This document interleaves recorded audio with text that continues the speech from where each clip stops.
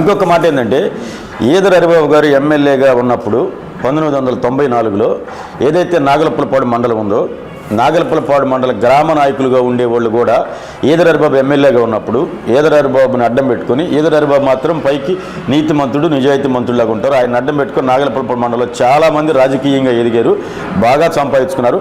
ఆ తర్వాత కాలంలో ఈదర హరిబాబు గారు ఖాళీగా ఉన్నప్పుడు ఈదర హరిబాబు గారు ఖర్చులు గిచ్చులు వాళ్ళే పెట్టుకుంటారు అని ఒకటి అది కూడా జనం అంటున్నారు. అది వాస్తవమా?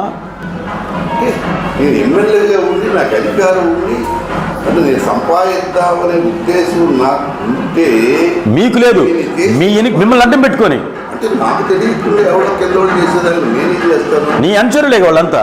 అయితే ఏం చేయాలంటే నన్ను పట్టుకుంటావు అంటే చేయకూడదు, నాకు ఎవరి పేరు వచ్చింది అని చెప్పాలి కదా. మీరు నాకు చెడ్డ పేరు వచ్చింది మీరు అని చెప్పి చెప్పాలి కదా. మనం ఎందుకు చెప్పలేదు నువ్వు అనుకున్నావు అనేకసార్లు చెప్పావు. రామరామ మేము తీసుకుంటావు అన్నారు, నమ్మొద్దా?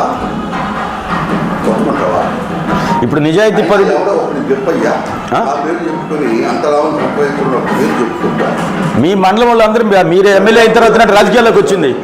నేను చెప్పేది మీ మండలంలో ఉన్నవాళ్ళు ఇప్పుడు మీ మండలంలో రాజకీయ నాయకులుగా చాలా మంది ప్రతి ఒక్కరు మీ ద్వారా రాజకీయాల్లోకి వచ్చిన వాళ్ళే.